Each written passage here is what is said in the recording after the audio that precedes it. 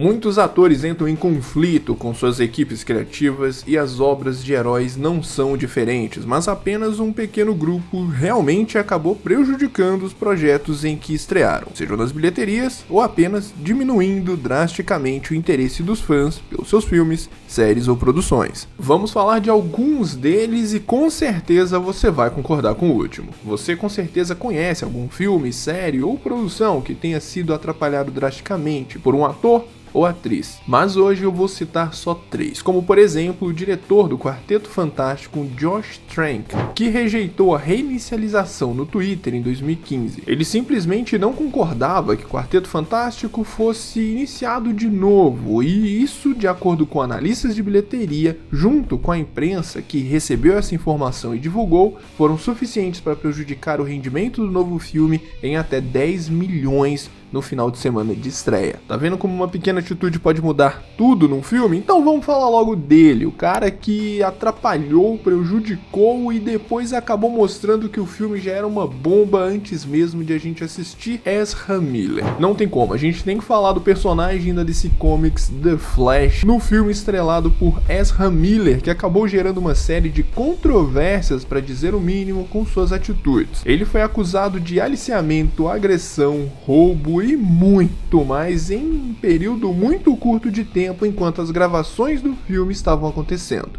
Muita gente ainda continuava confiando no Velocista Escarlate, mesmo antes de assistir, mesmo com todos os problemas, mas não tem como dizer que não impactou e muito a produção. A Warner Bros., responsável pelo filme do Flash, fez o possível para ignorar e até mesmo diminuir as polêmicas que estavam acontecendo, e quando o ator finalmente alegou que estava procurando ajuda, foi o suficiente para o estúdio seguir em frente com o lançamento do filme conforme planejado e realizar uma campanha de marketing onde tentaram repetidamente convencer os fãs de que iriam experimentar o melhor filme de super-heróis já feito em toda a história, mesmo com o ator dizendo claramente que precisava de ajuda. O que a Warner fez foi tirar o ator de vista. Foi apresentado em uma estreia discreta, mas o ator em si não estava disponível para entrevistas ou mesmo promover a adaptação do DC Comics. Por mais que a gente não possa negar que o marketing do filme tenha se esforçado, no final das contas, todas as controvérsias, todos os meses de relatos sobre os comportamentos no mínimo questionáveis de Miller acabou fazendo com que os fãs simplesmente desanimassem e muita gente que não era fã não quisesse ir ao cinema assistir ao filme. E depois, é claro, veio aquela produção absurda, o que enterrou o filme de vez. Outro ator que também acabou atrapalhando o sucesso do seu filme foi Edward Norton, responsável pelo segundo maior fracasso da Marvel na história do cinema, perdendo somente para as bilheterias de As Marvels. Escolher Edward Norton para o Incrível Hulk fez todos esperarem que a obra seria um sucesso muito maior que Homem de Ferro, por exemplo, especialmente com um protagonista tão notável quanto Bruce Banner. Parecia o casamento perfeito, um ótimo ator, um ótimo personagem, não tinha como dar errado, né? O que ninguém sabia é que ao longo da produção, o ator colocaria a mão na massa e, como ainda era inexperiente, a Marvel conseguiu até acompanhar por um certo período, até chegarem na pós-produção, quando decidiram retirar o Incrível Hulk das mãos de Norton por ele ser uma pessoa difícil de trabalhar e aparentemente insistia em reescrever o roteiro o tempo inteiro. E o mais engraçado é que o próprio Norton chegou a culpar o roteiro do filme em uma conversa com Bruce Willis, quando disse: "Tentei ser como você, eu fiz um grande filme de ação chamado O Incrível Hulk. Sabe o que deu errado?